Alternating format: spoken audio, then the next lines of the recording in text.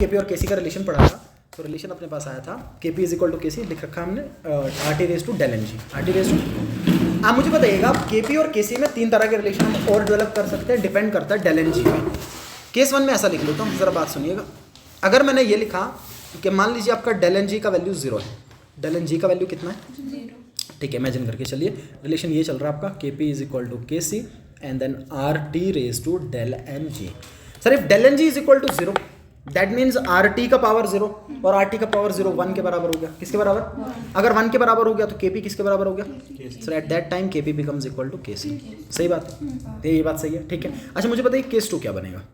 अगर मैं यहाँ से आपको केस 2 पूछ लूँ, सर केस 2 ऐसा हो सकता है कि जब इसका वैल्यू 0 के बराबर ना हो, फिर क्या हो सकता है वैल्यू, या तो 0 से ज़्यादा या तो 0 से कम हो सकता है। केस 2 में लिख लेता हूँ जब del N G greater than 0 है। सर ग्रेटर देन 0 का मतलब पॉजिटिव वैल्यू, या तो 1 या तो 2 या तो 3 कुछ भी हो सकता है, ठीक है। अच्छा जब ऐसा है कि डेल एन जी का वैल्यू ग्रेटर देन 0 है, मान लो यहाँ पे वैल्यू 1 आ गया, सपोज कर लो, इससे ज़्यादा भी हो सकता है लेकिन मान के चल लो 1 आ गया। अब मुझे बताइए केपी और केसी बराबर तो होंगे नहीं होंगे बराबर। सर अब आएगा केपी इज इक्वल टू केसी और आर टी का पावर कुछ ना कुछ कुल मिला के आर टी आएगा, कुल मिला के आर टी। इसका मतलब मुझे केसी को किसी वैल्यू से मल्टीप्लाई करना पड़ेगा तब जाके केपी के बराबर होगा। दोबारा सुनिएगा, अगर ये वैल्यू पॉजिटिव आया तो मतलब ये कुछ ना कुछ वैल्यू रखेगा, इसका मतलब मुझे केसी को किसी वैल्यू से मल्टीप्लाई करना पड़ेगा तब जाके केपी के बराबर आएगा। सर इसका मतलब अभी केपी ज़्यादा और केसी कम है, क्यों? क्योंकि केसी को किसी के साथ मल्टीप्लाई कर रहा हूँ तब केपी के बराबर हो रहा है, तो मतलब केपी ज़्यादा था और केसी कम था। तो इस केस में क्या आ जाएगा, केपी इज ग्रेटर देन, इस केस में हो जाएगा आपका केपी ग्रेटर देन केसी, केपी ग्रेटर देन केसी। ज़रा बताइए केस नंबर 3 क्या बनेगा, केस 3 क्या बनेगा। सर केस 3 ऐसा बनेगा कि जब डेल एन जी क्या हो जाए, लेस देन। अब बताइए अगर del N G less than 0 हो जाए तो मुझे बताओ इसका वैल्यू क्या आ जाएगा, माइनस में। क्या आ जाएगा? अगर इसका वैल्यू माइनस में आएगा मैं इसको नीचे लेके आऊँगा, हाँ इसका अगर इसका पावर -1 हुआ तो मैं लिखूंगा केसी अपॉन आर टी का पावर 1, उसका -1 मतलब डिवाइड में लेके आऊँगा उसको मैं। सर कुल मिला के मुझे केसी को किसी वैल्यू से डिवाइड करना पड़ेगा तब जाके केपी के बराबर आएगा। तो बताइए अभी केसी को किसी से डिवाइड करना पड़ रहा है तब जाके केपी के बराबर आएगा, इसका मतलब केसी ज़्यादा है, इसका मतलब क्या होगा, और केपी क्या होगा, कम होगा। तो यहाँ पे केपी कम होगा और केसी ज़्यादा होगा, ठीक है। सो केपी कम होगा और केसी, दिस इज़ वेरी इंपॉर्टेंट, ठीक है। सो केपी और केसी कब इक्वल आएगा? सर केपी और केसी तब इक्वल आएगा जब दोनों का डेल एन जी का वैल्यू कितना हो जाए, 0। और अगर डेल एन जी का वैल्यू 0 ना हो तब केपी केसी के बराबर या तो ज़्यादा होता है या तो कुछ भी हो लेकिन बराबर नहीं होगा, ठीक है ना। केपी कब ज़्यादा ये आपको समझ में आ जाएगा और केसी कब ज़्यादा ये भी समझ में आ जाएगा। एक ही पॉइंट याद रखना, सब क्लियर हो जाएगा। जब del N G greater than 0 हो तो केपी ज़्यादा होगा, इतना से याद रख लो, अगले वाले में ऑब्वियसली कम हो जाएगा फिर, ठीक है। मान लीजिए मैं एक क्वेश्चन लिख दूँ, ज़रा बताना मेरे को, मतलब मैं ऐसा सवाल लिख लूँ, let's say we have N2 plus 3 times H2 gas and it gives 2 times NH3 gas। जरा बताइए इस इक्वेशन में मेरे को ये बताइए केपी और केसी में क्या रिलेशन बनेगा और कौन ज़्यादा होगा और कौन कम होगा। सारा का सारा खेल डिपेंड करता है डेल एन जी पे। किस पे? हम क्या करेंगे, सबसे पहले डेल एन जी ढूंढेंगे। अच्छा डेल एन जी किसके बराबर होता है, प्रोडक्ट के मोल गैस के माइनस रिएक्टेंट के मोल गैस के, सिर्फ गैस देखना है, ठीक है। बताइए ये प्रोडक्ट है, कितने मोल है प्रोडक्ट में, रिएक्टेंट में कितने मोल है, 3 यहाँ पे और 1 यहाँ पे, 4, जहाँ पे नहीं दिख रहा वहाँ पे भी तो होगा, ठीक है। तो इसका डेल एन जी किसके बराबर आएगा, तो डेल एन जी बराबर होगा 2 मोल प्रोडक्ट के माइनस रिएक्टेंट के कितने मोल आएंगे। बात समझ में आ रही कैसे, 3 यहाँ पे 1 यहाँ पे 4। बताइए डेल एन जी किसके बराबर हो गया, 2 में से 4 निकाल दीजिए, कितना आ जाएगा। अच्छा डेल एन जी आ गया -2।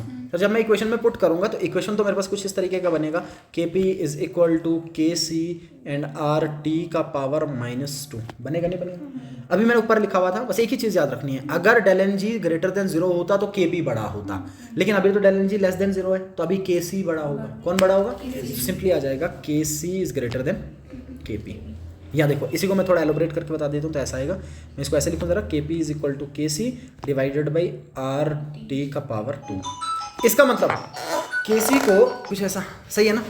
अब आप बताओगे, एक मैं लिखूँगा, अब आप बताओ, देखते हैं कौन जल्दी आंसर कर पाएगा। मैं ऐसा लिख लेता हूँ,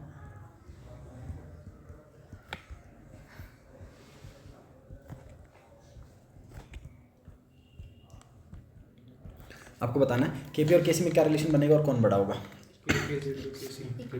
बराबर आ रहे हैं, ज़्यादा आएगा कोई पक्का? पहले डेल एन जी निकालो, धोखा मत खाना इससे। जहाँ कुछ नहीं दिख रहा वहाँ 1 होगा, पर धोखा यहाँ पे लगेगा, जहाँ कुछ नहीं होगा वहाँ 1 होगा। यहाँ जो आपको लग रहा है ना यहाँ पे कुछ नहीं, यहाँ पे 1 है, समझ गए ना बात। बताओ प्रोडक्ट में कितने मोल है, माइनस रिएक्टेंट में कितने मोल है, 2 और 1 3, 2 और 1 3, किसके बराबर आएगा, -1 के बराबर। अच्छा अगर -1 आया तो रिलेशन क्या बनेगा, के P is equal to K C into are T का पावर, ये आएगा ना, ठीक है। अच्छा इसको डिवाइड में लेके जाऊंगा, के सी बड़ा हो जाएगा, क्या हो जाएगा, के सी इज़ ग्रेटर देन, बहुत अच्छे, के सी इज़ ग्रेटर देन के पी के बराबर हो जाएगा, ठीक है जी, क्या बात है। अगर आपका कमांड बैठ रहा है तो आप ये सवाल भी कर पाएंगे फिर, ठीक है।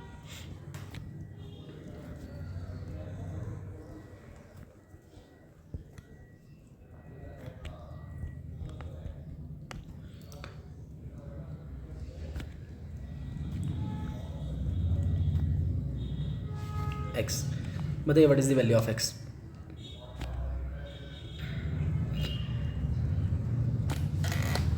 What is X, X is nothing but del N G, निकालिए बताइए, शाबाश निकालिए आंसर, बताइए तुरंत, फंसना नहीं, हल्का ही सवाल है, डेल एन जी जैसे निकलता वैसे ही निकालना है, बस वैल्यू निकाल दो, बता दो मेरे को कितना आ रहा है, शाबाश 0.5, ओके 0.5 एक आंसर आ रहा है, ओके कोई और, ओके कोई और, -5 0.5, ओके ओके ओके, माइनस भी लगेगा, माइनस भी लगेगा, ठीक है देखते हैं, ठीक है देखिए ना, इतना बड़ा सवाल थोड़ी ना, इतने क्या, कितने प्रोडक्ट के मोल, डेल एन जी एक है ना, बताओ रिएक्टेंट के कितने हैं, आधा यहाँ पे और एक यहाँ पे, हो गया 1.5, हुआ नहीं हुआ, तो ये कितना आएगा 1 माइनस 1.5, या इसको मैं लिख सकता हूँ 1 + 1/2 दैट इज इक्वल टू 3/2, 3/1 में से 1.5 निकालो, कितना बचेगा, आधा, वो भी किस में, तो -0. ये -0.5 ना लिख के तो ऐसा लिख लो -1/2, आधा वैसे ही तो लिखते हैं -1/2, तो क्या आंसर बन जाएगा -1/2 या -0.5, तो 1/2 लिख लूँगा, ज़्यादा अच्छा रहेगा, ठीक है, ये बन जाएगा आंसर। अरे इतना टफ थोड़ी ना है, हल्की हल्की सी बात चल रही है, ठीक है, हाँ किस अच्छा अगर रिलेशन देख रहे हो आप, फिर कितना आ जाएगा, के P is equal to K सी और आर टी का पावर -1/2 ना, ऐसा लिख लेंगे, नीचे लेके आऊँगा रूट बना दूंगा, सही है, फिर क्या बन जाएगा, फिर बन जाएगा के P is equal to K C upon √, बहुत बढ़िया बहुत बढ़िया, ये बन जाएगा फिर रिलेशन दोनों में, सही है ना। अभी मैंने वैल्यू एक्स का पूछा था, तो फिर आपका वैल्यू आ रहा है -1/2 के बराबर, क्या बात है, आप कर सकते हैं। चलिए एक एनसीईआरटी का सवाल देख लेते हैं, ठीक है। अब मुझे बताइए इक्विलिब्रियम कांस्टेंट निकालने का क्या तरीका, आप कैसे इक्विलिब्रियम कांस्टेंट निकाल सकते हैं। सर इक्विलिब्रियम मैं कल भी सिखाता हूँ, वापस बता रहा हूँ, इक्विलिब्रियम कांस्टेंट बराबर होता है product concentration upon reactant concentration और उनके पावर्स में उनके स्टोइशियोमेट्रीज, उनके पावर्स में उनके, एक कम कर लेता हूँ मैं, एक में इजी कर लेता हूँ फिर इस पे आता हूँ। चलो एक मैं खुद से दे देता हूँ आपको बना के, फिर हम इस पे आ जाते हैं, ठीक है। मान लीजिए मैंने ऐसा लिख लिया, क्वेश्चन लिख लेता हूँ मैं कि आपको निकालना है, लेट्स से मैं आपको ये बोलता हूँ, calculate equilibrium constant, calculate equilibrium constant for this reaction, 2 times NH3 gas it gives N2 gas plus 3 times H2 gas, okay. अच्छा और साथ में मैं दे दूँ इनके कॉन्सेंट्रेशन, तो मैं लिख लेता हूँ concentration of NH3 N2 and H2 are mole per litre, ऐसा लिख दिया मैंने, ठीक है। अच्छा मुझे बताइए इक्विलिब्रियम कांस्टेंट निकालने का तरीका, एक मैं सिखा रहा हूँ, बाकी आप करेंगे। सर इक्विलिब्रियम कांस्टेंट बराबर product concentration upon reactant concentration और उनके पावर में उनके स्टोइशियोमेट्रीज, उनके पावर में उनके, बताओ किसके बराबर लिखूंगा, मैं लिखूंगा कॉन्सेंट्रेशन दिया है ना, तो मैं कैसे लिख के चलूँ, एक ही बात है, ठीक है। This is equal to product concentration, जरा बताओ प्रोडक्ट में क्या है, N2 इंटू H2 और इसका पावर कितना है, डिवाइडेड बाई NH3 और इसका पावर कितना है, सही सही है। जो मैंने ऊपर इक्वेशंस बताई मेरे को दोबारा बताओ, अगर इस पे मैं के सी निकालना चाहता, इक्विलिब्रियम कांस्टेंट निकालना चाहता, जरा बताओ इक्वेशन किसके बराबर आता, इक्वेशन आता है SO3 divided by SO2 into O2 और O2 का पावर 1/2, सही बात है, ठीक है। आइए ऊपर वाले में बताइए, इस वाले में इक्विलिब्रियम कांस्टेंट निकालना चाहता, किसके बराबर आता, NO2 का पावर डिवाइडेड बाई NO का पावर और मल्टीप्लाई बाई O2, सही बात है, यहाँ तक सही है। इसमें बताओ किसके बराबर आता, NH3 का पावर 2 डिवाइडेड बाई H2 का पावर 3 और इनटू N2, सही है। इक्वेशन जैसा चल रहा है वैसे ही लगा लेंगे हम, ये इक्वेशन चल रहा है मैंने लगा दिया, ठीक है। अब वैल्यूज पुट करूंगा, जरा बताओ किसके बराबर आएगा, के सी इज इक्वल टू, बताओ N2, सबका वैल्यू एक ही दे रखा है, सबका वैल्यू सेम है, तो मैं पुट करूंगा, बताओ N2 का कॉन्सेंट्रेशन कितना लिखूंगा, 3 × 10 की पावर -2, सो मैं लिख लूँगा 3 × 10 की पावर इनटू अगले वाले में H2 का भी सेम है, 3 × 10 की पावर और इसका पावर कितना है, बहुत बढ़िया, ठीक है, डिवाइडेड बाई NH3 का भी कितना है, 3 × 10 की पावर, लेकिन इसका पावर कितना है, सही बात है। अब बताइए सब सेम सेम चल रहा है, क्या आपको ये समझ में आ रहा है, यहाँ से मैं 2 कट दूँ और यहाँ से 2 काट दूँ, यहाँ से कितना बचेगा, सिर्फ पावर में 1 बचेगा, कुल मिला के ये बचेगा और इसके जैसा एक और बचेगा। सही है, कितना आ जाएगा, ये बचेगा 3 × 10 की पावर -2 मल्टीप्लाई बाई 3 × 10 की पावर -2, ऐसे ही बचेगा। जरा बताओ 3 3 इंटू 10 की पावर -2, 10 की पावर -2 गया, 10 की पावर -4, 10 की पावर माइनस इतना ही आ जाएगा। यूनिट में थोड़ी देर में सिखाता हूँ, फिर यूनिट भी लिख देंगे। मैं यूनिट थोड़ी देर में सिखा रहा हूँ, फिर यूनिट भी लिख देंगे, ठीक है ना। अभी समझ में आ गई बात कैसे किया मैंने। ये 2 बार इसको मैं लिखूंगा, इसको मैं 3 बार लिखूंगा। यहाँ से 2 बार कट गया, ऊपर से 2 बार कट गया, 1 बार बचा। सो 1 बार और ये 1 बार मल्टीप्लाई कर दिया, ये कुछ आंसर बन गया आपका, ठीक है। सेम पैटर्न पे ये सवाल है, जरा बताइए कैसे ऑपरेट करूँ मैं, मेरे को लिखवाइएगा कैसे करूँ मैं। देखिए कॉन्सेंट्रेशंस दे रखे हैं इक्विलिब्रियम पे 500 केल्विन पे कुछ इस तरीके से, और आपको बोला इक्विलिब्रियम कांस्टेंट निकालना। जरा बताइए मैं कैसे निकालूंगा equilibrium constant. Same Kc is equal to, ऐसा लिखूंगा। अच्छा फिर आपको बनाना है, आपको ये बताना, आप ध्यान में रखना सर इक्वेशन तो दिया ही नहीं था। अब मेरे को कैसे समझ में आए कि इक्वेशन इधर से इधर है या इधर से इधर है। वो सवाल में एक चीज़ मेंशन की है, वो क्या मेंशन किया देखिएगा, सवाल में लिखा है फॉर्मेशन ऑफ अमोनिया। सर अगर फॉर्मेशन ऑफ अमोनिया लिखा तो NH3 आगे होना चाहिए, तो मेरे को क्या करना पड़ेगा, इस इक्वेशन को जो मैंने ऊपर लिखा था इसको उल्टा करना पड़ेगा ना। बताइए इक्वेशन क्या बनेगा, सर इक्वेशन बताइए मेरे को। इक्वेशन बनेगा N2 gas plus 3 times H2 gas, it gives 2 times NH3 gas. सही बात है, समझ में आ गई बात। बताओ Kc किसके बराबर, प्रोडक्ट कॉन्सेंट्रेशन NH3 का कॉन्सेंट्रेशन और इसका पावर कितना, बहुत बढ़िया, divided by N2 into H2 और इसका पावर 3। सही है, कॉन्सेंट्रेशन सबके दिए हैं, सिर्फ पुट करूंगा मैं, ठीक है ना। बताओ Kc इज इक्वल टू, बताओ NH3 का कितना दे रखा सवाल में। सर NH3 का दे रखा 1.2 × 10 की पावर -2 और इसका पावर कितना 2, इसका पावर कितना। अब मुझे बताइए क्या पावर 2 का ये मतलब नहीं कि इसको 2 बार लिखूं मैं, इसको 2 बार मल्टीप्लाई कर दूं। 2 से मल्टीप्लाई नहीं करना, इसी को आपस में मल्टीप्लाई 2 बार। तो मैं जल्दी लिख के चलूं सीधा, तो आएगा 1.2 × 10 की पावर -2 और इसलिए सॉल्व हो जाएगा। सही है, डिवाइडेड बाई, जरा बताइए N2 का कॉन्सेंट्रेशन कितना रखा सवाल में, 1.5 × 10 की पावर -2 मोलर, ये मोलर है, मोल पर लीटर सेम ही बात है। अच्छा एक ही बार था पावर में, एक ही लिख दिया मैंने। अच्छा अगले वाले में लिखूंगा मैं H2 का पावर 3 है, तो H2 का कॉन्सेंट्रेशन कितना है, 3 × 10 की पावर -2। कितनी बार लिखना है ऐसे, इसके जैसा 3 बार, 3 × 10 की पावर -2 मल्टीप्लाई बाई 3 × 10 की पावर -2। अब देखते हैं जी क्या क्या कैंसिल हो सकता है, ठीक है देखिएगा। 10 की पावर -2, 10 की पावर -2, यहाँ से 10 की पावर -2, 10 की पावर -2 कैंसिल कर दिया मैंने, ठीक है। अच्छा बाकी वैल्यूज में वैसे लिखूंगा, जीरोस को एक साइड कर लूंगा। Kc बराबर हो जाएगा 1.2 × 1.2, बताइए जरा किसके बराबर आएगा, 1 मल्टीप्लाई। अच्छा ऐसे रखता हूँ फिलहाल, देखते हैं कट ना हो पाए, फिलहाल ऐसे रखता हूँ मैं, चलो 1.2 × 1.2 डिवाइडेड बाई ये कितना आ जाएगा 1.5 मल्टीप्लाई बाई, ये इजी है ना, 3 3 = 9, 9 3 = ये इजी है, ठीक है। अच्छा ऊपर तो जीरो सब खत्म हो गए थे, नीचे कितने बचे हैं, 10 की पावर -2, 10 की पावर -2 हो गया, 10 की पावर -4 और उसको मैं ऊपर लेके जाऊंगा तो कितना बनेगा 10 की पावर 4 बनेगा। सही है, ठीक है, इतना मैंने कर दिया। ओके अब लिखूंगा मैं Kc इज इक्वल टू, अच्छा इसका पॉइंट खत्म कर दूं, इसका भी खत्म हो जाएगा। जरा देखिए अगर मैं इसका पॉइंट खत्म करके डिवाइडेड बाई 10 लिखूं तो इसका भी पॉइंट खत्म करके ऊपर 10 आएगा, वापस में कैंसिल हो जाएगा, तो ये आएगा 12/15 मल्टीप्लाई बाई 20, ऐसे लिखा मैंने। अच्छा जरा बताइए इसका अगर मैं पॉइंट खत्म कर दूं तो मैं लिखूंगा 12/10 लिखूंगा ना, तो यहाँ पे आएगा 10 की पावर 4, ऐसे ही। जरा बताइए 10 की पावर, यहाँ से एक कैंसिल हो गया, बचा ऊपर कितना 10 की पावर 3। अब मैं कर सकता हूँ, तो मैं लिखूंगा Kc is equal to 12 × 12/15 × 27 multiply by 10⁻3, ऐसा हो जाएगा, मल्टीप्लाई बाई 10⁻3 हो जाएगा, ठीक है ना। आप चाहो तो कट कर सकते हो, ये 3 से डिवाइड हो जाते हैं, ठीक है ना, और इजी करके कर सकते हो, या चाहो तो एक साथ मल्टीप्लाई कर दो। देखिए 3 से डिवाइड कर लेते हैं, बताओ कितना आ जाएगा, 3 4 3 5 फिर से 3 4 3 9 27, ऐसे हो जाएगा। अब किसी से कट नहीं हो रहा लेकिन इसलिए मल्टीप्लाई हो जाएगा, तो कितना आएगा 16/5 × 9, ऐसे रख लेता हूँ मैं, इंटू 10 की पावर 3, ठीक है ना। पहले मैं इजी वाला डिवाइड कर लेता हूँ, फिर 9 से कर लूँगा, ठीक है। बताइए कितना आ जाएगा, मैं इसको कर लूँ 5 से, अगर 5 3 ऐसे हो जाएगा, 5 1 5 5 3 15, तो आ जाएगा 3। अच्छा लग गया पॉइंट, लग गया 0, 5 2 10, 3.2 आएगा ना, सही 3.2 आ जाएगा, तो कितना आ जाएगा, ये आएगा Kc इज इक्वल टू 3.2/9 × 10 की पावर, मैं सब बता रहा हूँ कि एग्जैक्ट आंसर अगर निकालना चाह रहे हो तो फिर क्या होगा। अच्छा अगर मैं इसको इस तरीके से कर लूँ, हमेशा मैं ये बहुत आपको बता रहा हूँ कि जब कभी भी आपको सवाल सॉल्व करना है हमेशा कोशिश कीजिए न्यूमरेटर को बड़ा करने की, सो दैट इजली डिवाइड कर पाएँ आप। देखिए मैं कैसे न्यूमरेटर को बड़ा कर सकता हूँ, मुझे बताइए क्या मैं ऐसा लिखूँ 32/10 × 10 की पावर 3/9 आएगा, मैंने इसको 32/10 लिखा ना। अच्छा मैं क्या कर देता हूँ, इस 10 को इधर लेके जाता हूँ, तो ये घटेगा और ये घटेगा और तो कितना हो जाएगा, ये आ जाएगा KC is equal to 32/9 multiply by 10 की पावर 2। आएगा नहीं आएगा, बताइए। न्यूमरेटर बड़ा हो गया ना, अब न्यूमरेटर बड़ा हो गया, अब मैं इसलिए डिवाइड कर सकता हूँ, तो आएगा 32/9। बताओ 32/9 किसके बराबर आएगा, ज़रा डिवाइड कर लीजिएगा, कितना हो जाएगा। गिन लो ऐसे, 9 3 27, तो इसका मतलब ये होगा 9 3 27, तो कितना आ रहा है 3.5 क्या इंटू 10 की पावर कितना आ रहा है साथ में 2, ये बन जाएगा आंसर आपका। सही है ना, ये हो जाएगा, इजीली डिवाइड कर सकते हैं, इसमें कोई दिक्कत नहीं, ये आंसर बन जाएगा आपका फाइनल।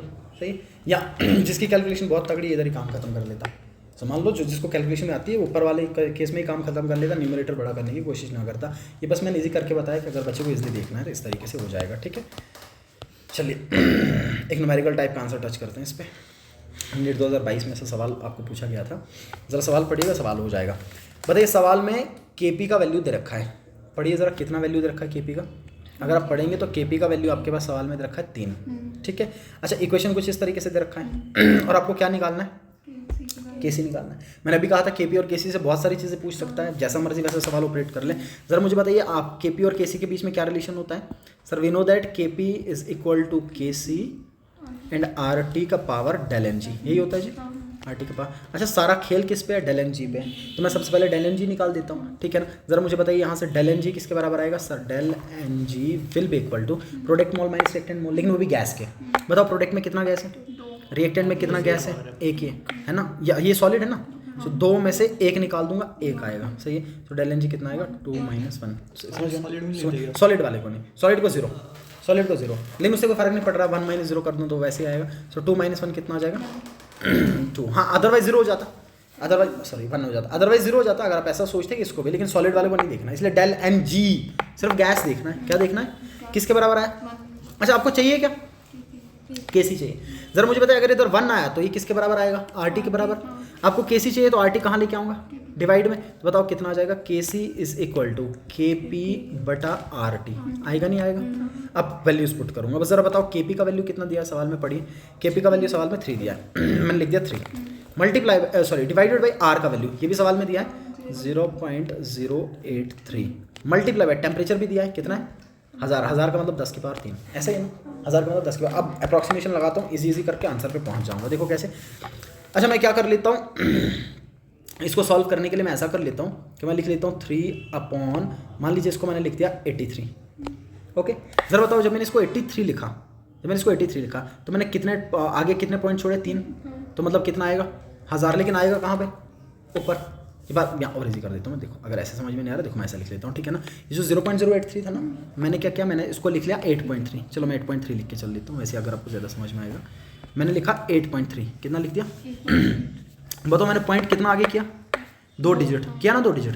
जब मैंने 2 डिजिट पॉइंट आगे किया तो इसका मतलब ये होगा कि इसके डिवाइड में 100 आ जाएगा। वो 100 कहाँ जाएगा, तो ऊपर कितना हो जाएगा 10 की पावर 2, 100 हो जाएगा। बात समझ में आ रही, 100 और डिवाइड में कितना चल रहा है, ऐसा ही है। बताओ यहाँ से 10 की पावर 2 कट कर दिया, यहाँ से 10 की पावर 2 कट कर दिया, कितना बच गया 10 की पावर 1 बच गया, ठीक है ना। अब देखिएगा ध्यान से, मैं लिख लूँगा ये 3/8.3 इंटू डिवाइड में बचेगा 10 की पावर 1, ऊपर लेके जाऊँगा तो 10 की पावर -1 होगा, नहीं होगा, ऐसे ही आ जाएगा, ठीक है ना, 10 की पावर -1। अच्छा आप देखिएगा ध्यान से, अब इसको मैं अगर डिवाइड करना चाहूँ, मैं चारों न्यूमरेटर बड़ा करूँ सो एग्जैक्ट आंसर लगाने के लिए, बताओ न्यूमरेटर बड़ा करने के लिए मैं इधर 0 लगाऊंगा। सो मैं ऐसा करूँ ज़रा, मैं लिखूँगा 3 × 10।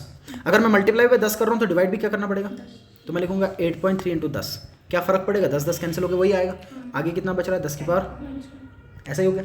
अब मैं क्या कर दूंगा, इसको मल्टीप्लाई तो कर दूंगा लेकिन निचले वाले को मल्टीप्लाई नहीं करूँगा। ज़रा बताओ ये कितना आएगा, सर ये हो जाएगा 300 डिवाइडेड बाई 8.3 इंटू इस 10 को ऊपर लेके जाऊँ, बताओ कितना हो जाएगा 10 की पावर -2। न्यूमरेटर बड़ा हो गया, अब इसलिए डिवाइड कर सकता हूँ मैं। अब करो डिवाइड, आंसर आपको खुद दे रखा है 8.3 डिवाइडेड 300 डिवाइडेड बाई 8.3। अगर मैं 8 से इसको डिवाइड कर दूँ ये कितना आ जाएगा, कितना लग रहा है आपको, अनुमान लगा लीजिए कितना हो जाएगा। ये आ जाएगा अपना 300 थोड़ी ना थे, 30 था, ओ सॉरी 30 था ना, 30 था, मैं सोचा 30 था, 8 3 27। अभी क्या था 3.6 के आसपास आएगा, कितना आएगा 3.6 के आसपास आएगा, तो ये हो जाएगा 3.6 और सामने कितना आएगा -2। कौन सा आंसर हो जाएगा सी। अब देखो ऑप्शन बहुत बढ़िया बनाए गए हैं, 3.6 0.36 सब में था, बस आपको ये वाला देखना था, अगले वाला क्या, अगले वाले के थ्रू कैसा चल रहा है काम हो जाता है, ठीक समझ में आ गई बात कैसे करना आपको इसको। ये बात ध्यान में रखिएगा। This is OP, this is a good question. चलिए हल्का सा बताइए, ये बताइए, मैं आपसे एक्सपेक्ट कर रहा हूँ बता पाएँ। पढ़िए सवाल और आंसर कीजिएगा।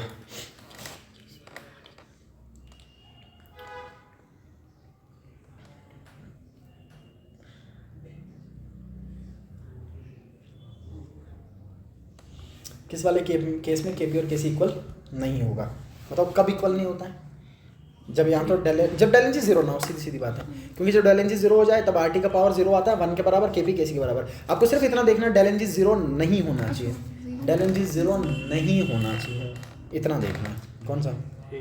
यही लग रहा है, सीधा सीधा यही तो है, आगे क्या जाना है, ठीक है ना। देखो ना, केपी केसी के बराबर नहीं है सर, इसका मतलब ये है कि del N G should not be equal to zero, क्योंकि अगर ये जीरो हुआ तो केपी केसी के बराबर हो जाएगा। जरा बताइए इस वाले केस में डेल एन जी कितना आएगा? Product mole minus reactant, gas है सबका सब, यहाँ पे 2 यहाँ पे 1, कितना हो गया? 2 माइनस 1 1, यहाँ पे बताओ 2 और यहाँ पे भी 2, डेल एन जी कितना आएगा? 0। यहाँ पे बताओ डेल एन जी कितना आएगा? आएगा ना 0, ठीक है। लास्ट वाले केस में बता दीजिए, यहाँ पे डेल एन जी कितना आएगा? यहाँ पे भी 0। तो इसका मतलब किस वाले केस में केपी केसी के बराबर? 1, ये वाले केस में हो जाएगा। सही बात समझ में आ गई? चलिए अब थोड़ा लेवल बढ़ाते हैं, बढ़िया सवाल है, सीबीएसई वालों के लिए बहुत अच्छा सवाल है, ठीक है ना। देखिएगा सवाल समझा दूंगा मैं, एक समझा दूंगा, आपको ध्यान से देखना है बस, ठीक है। और जो मैं बातें बताऊंगा वो बहुत अच्छे से सुननी है आपको। अच्छा, यहाँ पे कुछ इक्वेशंस दे रखे हैं और उनके इक्विलिब्रियम कांस्टेंट मेंशन कर रखे हैं, और लास्ट में आप देखोगे एक फाइनल इक्वेशन बना रखा है, और उस फाइनल इक्वेशन के लिए भी इक्विलिब्रियम कांस्टेंट मेंशन कर रखा है के, इसके लिए मेंशन कर रखा है, देखो लिख रखा है ना के, मतलब यहाँ पे इक्विलिब्रियम कांस्टेंट के होगा। आपको बस ये बताना है कि ये के इन तीनों के साथ क्या रिलेशन रखता है, इन तीनों का इस के साथ क्या रिलेशन होगा, बस इतना देखना है, ठीक है। अब देखेंगे ऑपरेट कैसे करेंगे, ध्यान से सुनना मेरी बात को। आपको कुछ नहीं करना है, आपको इन तीनों इक्वेशंस को इस तरीके से घुमाना है कि फाइनल इक्वेशन ये बने, इतना सोचिएगा फिलहाल। इन तीनों को इस तरीके से घुमाऊंगा कि क्या बने, ये फाइनल इक्वेशन बन जाए। बात समझ में आ रही मेरी? ये फाइनल इक्वेशन बनना चाहिए, ठीक है। अब देखिए मैं क्या करूंगा, मुझे बताइए मैं इस इक्वेशन में जब नजर मारूंगा तो मैं देखूंगा NH3 लेफ्ट साइड पे है, और जब बताऊँ इन इक्वेशंस में NH3 किस पे था? पहली वाली इक्वेशन में, और वो भी है कहाँ पे? राइट साइड पे। लेकिन मेरे को चाहिए कहाँ? फाइनल इक्वेशन में। तो मतलब क्या करना पड़ेगा? पहली इक्वेशन को पलटी मारनी पड़ेगी, इसको रिवर्स करना पड़ेगा। क्या करना पड़ेगा? रिवर्स। बात समझ में आ गई? तो बताओ पहला पॉइंट क्या करूंगा मैं? रिवर्स करूंगा इक्वेशन 1 को, कर दिया मैंने रिवर्स। लिखवाइए, ये रिवर्स करके क्या आएगा मेरे को लिखवाइए सर। रिवर्स करके हो जाएगा 2 टाइम्स लेफ्ट साइड पे, और आगे बनेगा N2 + 3 टाइम्स। अच्छा, काम सिर्फ इतना नहीं हुआ सर, जब आपने किसी इक्वेशन को पलटी मारी, जब किसी इक्वेशन को रिवर्स किया, उसका इक्विलिब्रियम कांस्टेंट रेसिप्रोकल हो जाता है। ये है इंपॉर्टेंट बात, ये ध्यान में रखनी है आपको। अगर आपने किसी इक्वेशन को पलटी मारी, रिवर्स किया, उसका इक्विलिब्रियम कांस्टेंट को जो वैल्यू होगा वो रेसिप्रोकल हो जाएगा। अगर इसके इक्विलिब्रियम कांस्टेंट का वैल्यू 2 होता तो रिवर्स करने पे वैल्यू कितना हो जाता? 1/2। अगर वैल्यू 10 होता तो रिवर्स करने पे कितना हो जाता? 1/10। अगर वैल्यू 20 होता तो रिवर्स करने पे कितना हो जाता? 1/20। कुल मिला के जब इक्वेशन को रिवर्स किया जाए तो इक्विलिब्रियम कांस्टेंट रेसिप्रोकल में हो जाएगा। किस में हो जाएगा? बताओ अभी कितना वैल्यू था, अब कितना हो जाएगा? 1/k1। डन है? एक बात समझ में आ रही? ये बात समझ में आ गई। अच्छा, दूसरी बात सुनिएगा ध्यान से। अब मुझे बताइए, आप सारी इक्वेशन पे नजर मारिए और देखिए यहाँ पे बटर राइट साइड पे है। हाँ सर कोई दिक्कत नहीं है, बटर राइट साइड पे है, सही बात है ना। अच्छा, NO2 कहाँ पे है? Right side. यहाँ पे भी NO2 कहाँ पे है? अच्छा, सही तो लग रहा है मेरे को इक्वेशन, लेकिन एक गड़बड़ लग रही। गड़बड़ ये कि यहाँ पे 3 टाइम बटर और यहाँ पे, तो मेरे को क्या करना पड़ेगा? बटर 3 टाइम हो जाए, इस पूरी इक्वेशन को 3 से मल्टीप्लाई कर। दूसरा काम मुझे क्या करना पड़ेगा? ये जो इक्वेशन नंबर 3 है, ये 1 रख लेता हूँ, ये 2 रख लेता हूँ, ये 3 रख लेता हूँ। इक्वेशन नंबर 3 को क्या करना पड़ेगा? Multiply by 3। अच्छा बताइए, जब मैंने मल्टीप्लाई बाई 3 किया, बताओ इक्वेशन क्या बनेगा? लिखवाइए मेरे को। ये बनेगा 3 टाइम्स पूरी equation plus 3/2 times O2 and it gives 3 times. आप सुनिए बात ध्यान से, जब मैंने इक्वेशन को किसी नंबर से मल्टीप्लाई किया सर, उसके इक्विलिब्रियम कांस्टेंट की पावर में वो नंबर चला जाता है। ये है इंपॉर्टेंट बात। अगर मैंने किसी इक्वेशन को n से मल्टीप्लाई किया, अगर उसके इक्विलिब्रियम कांस्टेंट का वैल्यू k था, तो बताइए अब इक्विलिब्रियम कांस्टेंट का वैल्यू कितना हो जाएगा? k का पावर n। k का पावर, अगर 2 से मल्टीप्लाई कर दूं तो जो इक्विलिब्रियम कांस्टेंट का वैल्यू उसकी पावर में 2, 3 से कर दूं तो पावर में 3, 4 से कर दूं तो पावर में 4। ध्यान रखिएगा। बताइए इक्विलिब्रियम कांस्टेंट कितना था? मैंने कितने से मल्टीप्लाई किया? तो ये 3 कहाँ जाएगा? बताओ इक्विलिब्रियम कांस्टेंट कितना आएगा? K3 का पावर 3। K3 का पावर। अच्छा बताओ, ये दूसरा वाला तो सेम ही है ना सर, इसमें कोई चेंज नहीं ना आ रहा है, तो मैं इसको सेम ही लिखूंगा। तो बताओ इक्वेशन सेकंड को मैं क्या लिखूंगा? As such same. Equation second same, इसको मैं सेम लिखूंगा। जरा बताइए, जब मैंने सेम लिखा तो क्या बन जाएगा? ये हो जाएगा N2 + O2 and it gives 2NO, ऐसा हो जाएगा। अच्छा बताइए, इसके इक्विलिब्रियम कांस्टेंट का वैल्यू कितना था? इसको तो मैंने छेड़ा ही नहीं, सही है ना? ऐसा कर दिया मैंने। अब मुझे ये इक्वेशन चाहिए फाइनल। अब मैं देखता हूँ जरा क्या इक्वेशन बन पा रहा है, नहीं बन पा रहा है। मैं इन तीनों को ऐड कर देता हूँ, जरा देखिए मैं इन तीनों को ऐड कर दूंगा। अब मुझे बताना जब मैं इनको ऐड करूंगा, अगर कभी लेफ्ट वाली चीज़ और राइट वाली चीज़ें मैच कर जाए वो कैंसिल हो जाती है, वो क्या हो जाएंगी बताओ। कुछ मैच कर रहा है क्या, जरा देखूंगा मैं ध्यान से। मैच कर रहा है, यहाँ पे N2 लेफ्ट पे, यहाँ पे N2 हो गया। अच्छा यहाँ पे 3H2 राइट पे है, यहाँ पे 3H2 कट हो गया। अब लिखो लेफ्ट वाली चीज़ है लेफ्ट साइड, राइट वाली चीज़ है राइट साइड। जरा बताओ लेफ्ट में क्या प्रेजेंट था, जरा लिखवाओ लेफ्ट में। सर 2 टाइम्स NH3 प्लस यहाँ पे कितना ऑक्सीजन, यहाँ पे कितना ऑक्सीजन 1, कितना आ जाएगा 3/2 + 1 दैट इज इक्वल टू 5/2। कितना हो जाएगा, तो मैं लिखूंगा 5/2 O2 लिख दिया मैंने, ठीक है ना। अच्छा ये किसके बराबर हो जाएगा यहाँ पे 3 टाइम्स H2 और यहाँ पे 2 टाइम्स, मैं लिखूंगा 2 टाइम्स NO + 3 टाइम्स H2। बताइए क्या यही इक्वेशन फाइनल बना। अच्छा ये बना कब, जब मैंने उन तीनों इक्वेशंस को ऐड किया। अच्छा आपको इक्वेशन से मतलब नहीं, आपको उनके कांस्टेंट से मतलब है। अब मुझे बताइए जब मैंने दोबारा मैं जो पूछ रहा हूँ उसको ध्यान सुनना, अगर मैंने किसी इक्वेशन को पलटी मारी, अगर मैंने किसी इक्वेशन को फ्लिप किया तो उसके इक्विलिब्रियम कांस्टेंट का वैल्यू क्या हो जाएगा, रेसिप्रोकल क्या हो जाएगा। अच्छा अगर मैंने किसी इक्वेशन को किसी नंबर से मल्टीप्लाई किया तो वो नंबर कहाँ जाता है, इसके इक्विलिब्रियम कांस्टेंट के पावर में। और अगर मैं कभी किन्हीं इक्वेशंस को ऐड करूँ उनके इक्विलिब्रियम कांस्टेंट मल्टीप्लाई हो जाते हैं।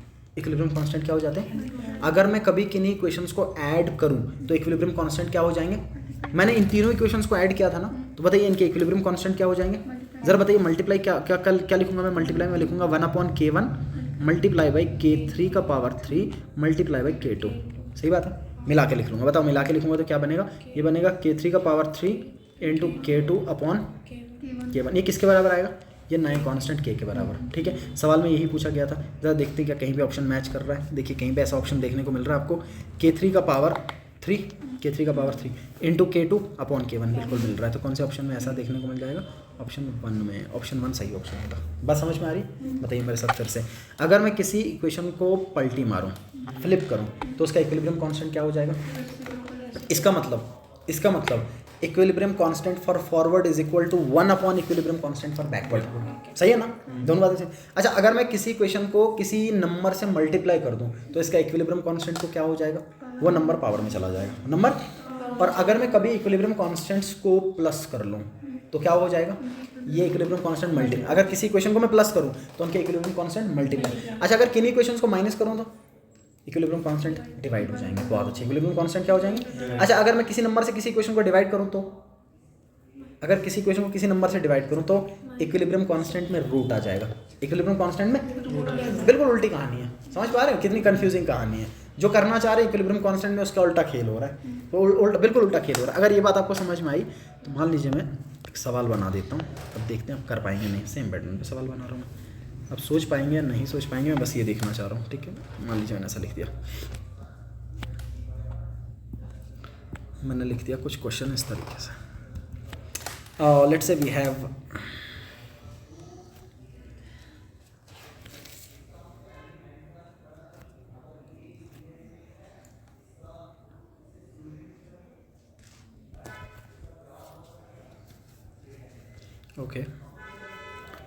ओके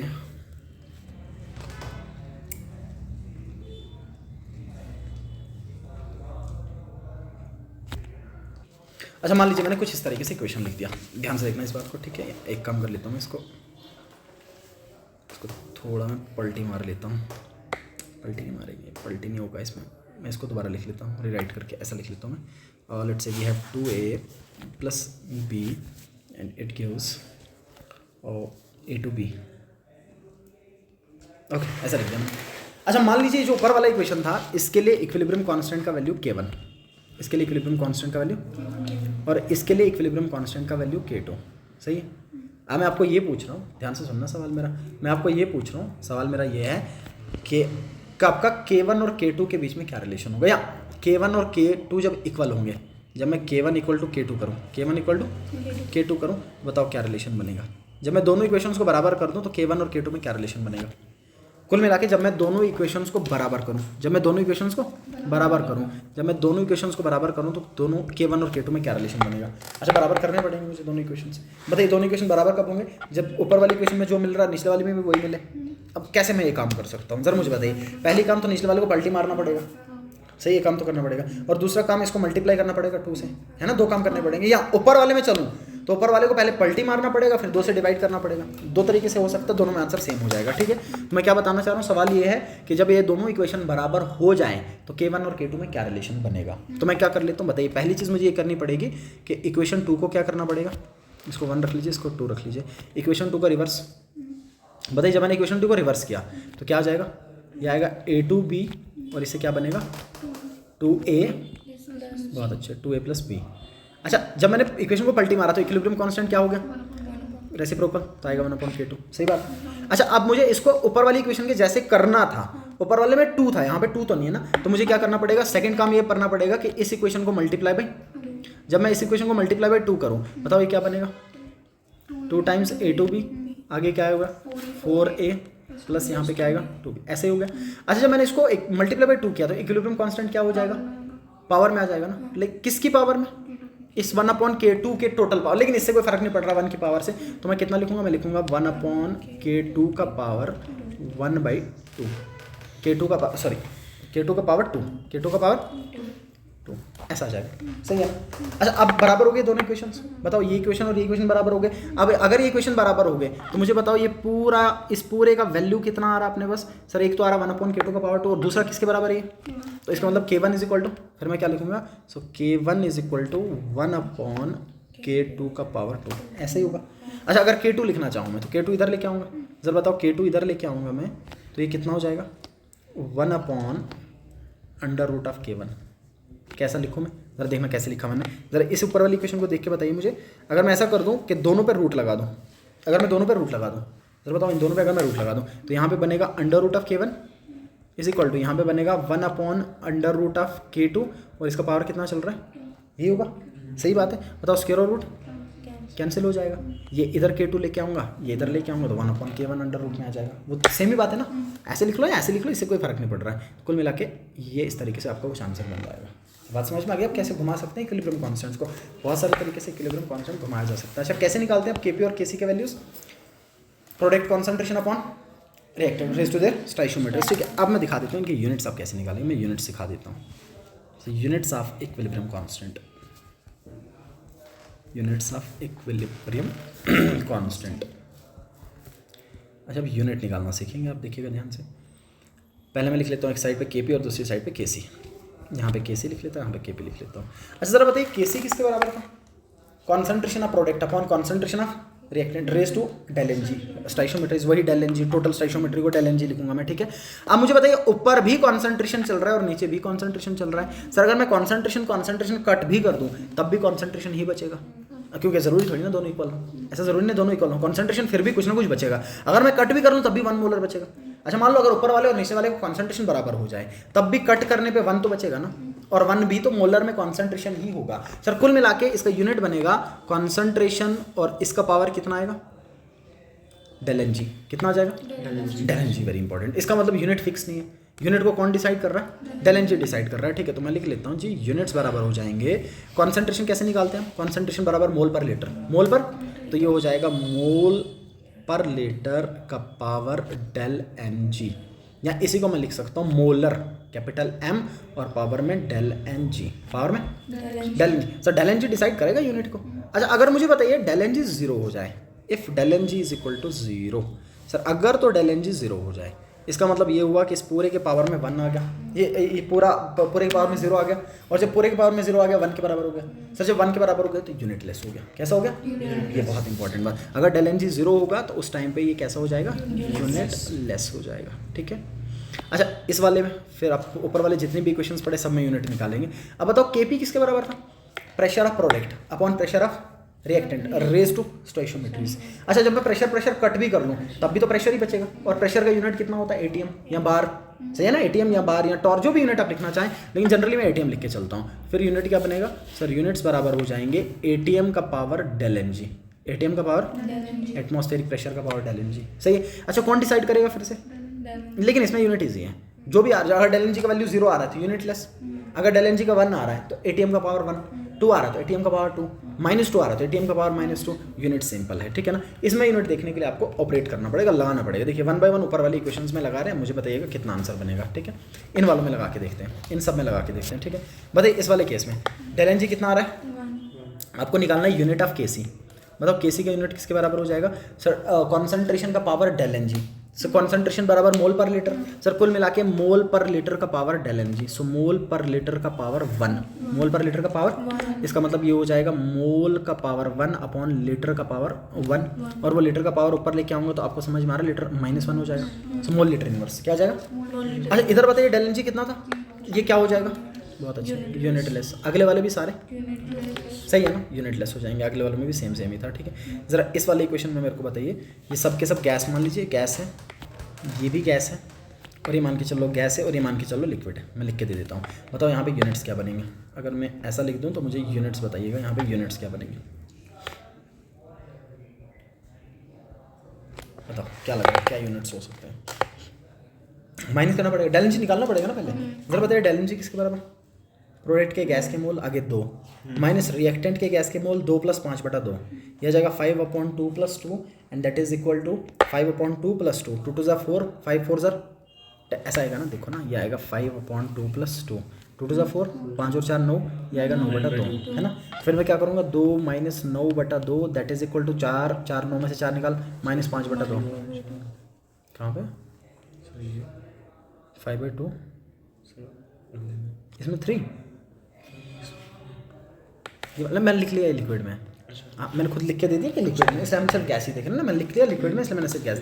कितना आ जाएगा फिर, क्या यूनिट बनेगा? मोल का पावर -5/2 और लीटर का पावर भी -5/2, लेकिन लीटर डिवाइड में था, ऊपर लेके आ जाऊंगा तो क्या बनेगा? लीटर का पावर 5/2, लीटर का पावर, सही है ना? समझ में आ गया कैसे यूनिट आ जाएगा? फिर यूनिट इस तरीके से हम निकाल सकते हैं, ठीक है।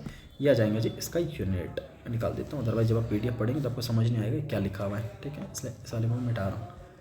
अच्छा बताइएगा ऊपर वाले केस में बताइए, तुरंत यूनिट बताइए।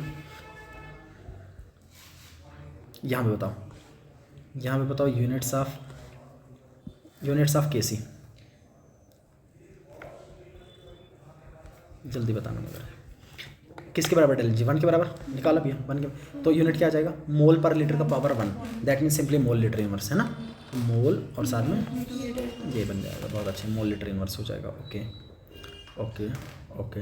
इस वाले केस में बताइए, इस वाले केस में यूनिट की डेल एन जी कितना आया था? ज़रा ढूंढिए इसमें डेल एन जी, इधर से देखिए, डेल एन जी -2 के बराबर, तो कितना हो जाएगा? डेल एन जी अगर -2 के बराबर तो यूनिट्स आ जाएंगे, यूनिट्स ऑफ के सी is equal to mole per litre का power -2, so that means mole का पावर -2 और लीटर का पावर 2, ऊपर लेके आऊँगा तो 2, नीचे रखूँगा तो -2, तो ये बनेगा लीटर का पावर 2 और मोल का पावर -2। सही बात है, सही बात समझ में आ गई। यूनिट निकाल पाएंगे आप इसमें कोई दिक्कत नहीं है। तो इस तरीके से आप क्या निकाल सकते हैं? यूनिट्स आप इस तरीके से निकाल पाएंगे, ठीक है। ये तरह के सवाल समझ में आ गया आपको, ठीक है।